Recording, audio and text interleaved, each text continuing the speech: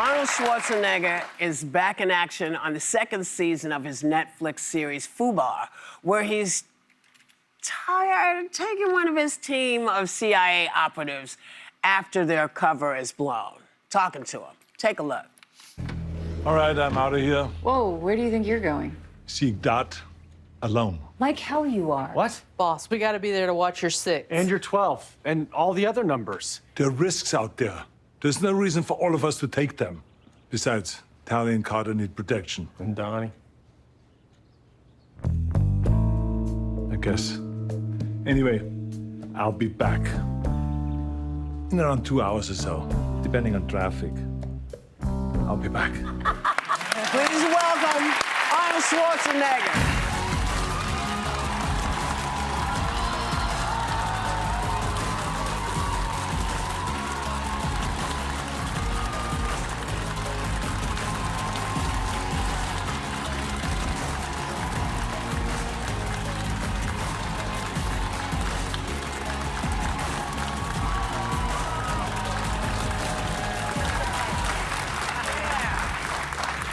Wow. Nice to see you. I don't know if I can handle that. To sit here with 5 gorgeous women, and I'm the only guy out here. Yeah, well, yeah, that Well, happens. there's a few out there in the audience, but let's be honest, there's a few guys all pumped up. I don't know what they do. They do some push-ups or something like that. Yeah. That's good, but it's great to be back here again. It's great. I mean, you know how this came about. I mean, You can tell him. we have to tell them. I said, because Whoopi and I, we go to a Planet Hollywood opening every 30 years. But the last one was like in the 90s. Yeah. And now again, just literally like a few months ago. And so we were, of course, having a good time because we're good friends and we always had so much fun together. Yeah. And so we were schmoozing. And then I said to her, you know, I miss being on your show. I say, when I promote Fubar #2, I'm going to come on your show. She didn't even ask me if I want to come, right? I said, I have to be on your show. And she says, oh, please, come back. And here we are. And here you are. Yeah, Well, we are thrilled to have you back, and we will get to your new show, but I do want to ask you a little bit of politics. What is this, schnapps? Oh, looks like you got my cup. I didn't know you guys are drinking alcohol here. As the former governor of California, my home state, California's been in the headlines. Obviously, there have been these huge protests of President Trump's immigration policies. He threatened to potentially arrest Gavin Newsom if he didn't comply. If you were governor right now of California, how would you be handling the ongoing crisis that the state's facing? Well, I think the most important thing is when you are in a leadership position like that, is that you are inclusive and that you work together with everybody. And so it means that you have to work together with local government, the state government, and the federal government. They have to work together rather than fighting each other. Fighting each other's agendas and all of that stuff, that doesn't do good to anybody. And so that's number one. Number two, the most important thing is to create immigration reform, because all of this is happening because we don't have immigration reform. For decades now, this country has needed immigration reform, which means that we recognize the fact there's people in the south of America that want to come north to work, and that we therefore should supply them with enough visas so they can come, because we need those workers. So this is the bottom line, because then we would know who is here. We will be able to get rid of the criminal elements that are here and all of this stuff, so we wouldn't be in a mess that we're in right now. So this is my way of saying always, Democrats and Republicans have to come together and solve this issue if they really want to be public servants. If they want to be party servants and be party hacks and be tied to their ideology, then it won't happen. But if you want to make this country better, and if you want to improve this country and improve the situation of people's lives and bring the prices down and all of this, you will go and serve the people of America. This is what it is. If you're a public servant, that's what you're supposed to do. You know, so that's what I would do if I'm governor. Yes. But you were governor already. I was. You can't do it again. I'm not governor anymore.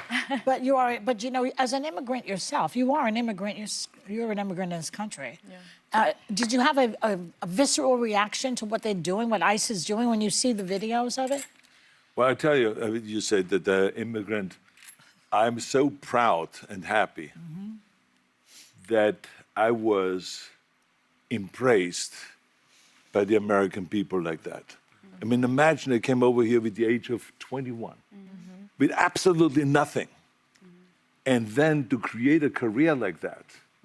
I mean, in no other country in the world could you do that. Yeah. Every single thing, if it's my bodybuilding career, if it's my acting career, becoming governor, the beautiful family that I've created, all of this is because of America. That's true. And so this is why I'm so happy to see firsthand that this is the greatest country in the world, and this is the land of opportunity.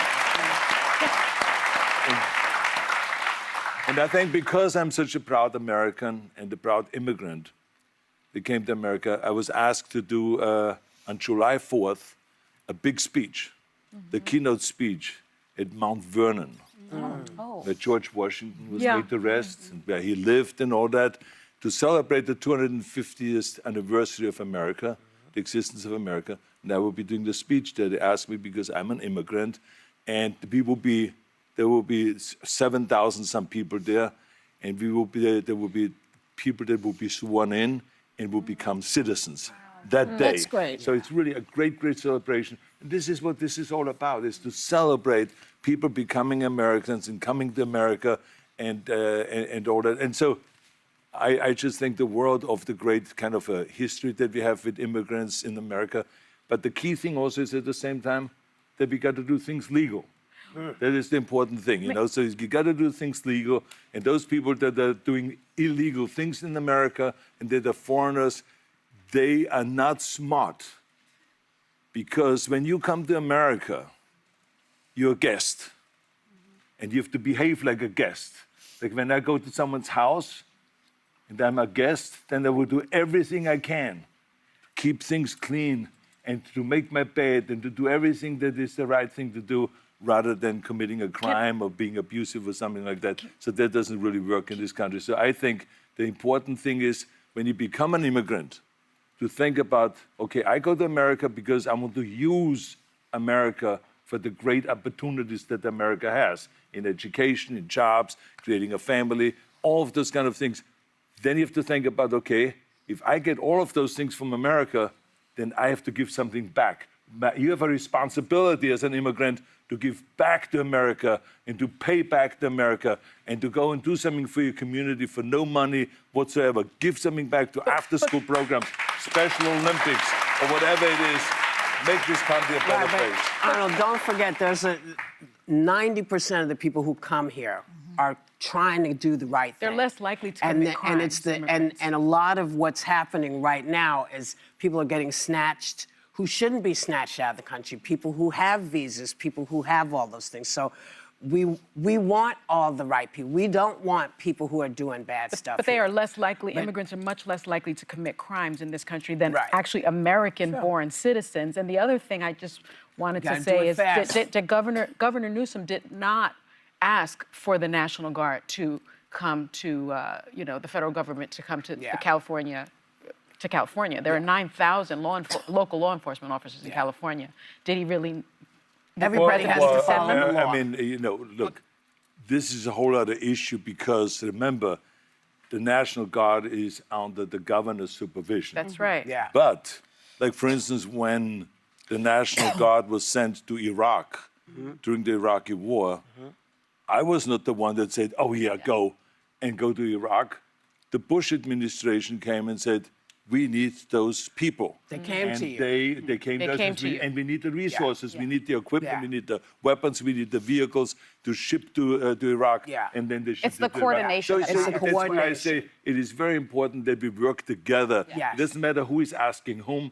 The bottom line is we work together in order to solve the problem. Can't just go in and do stuff. We all got to do it together like this. Exactly.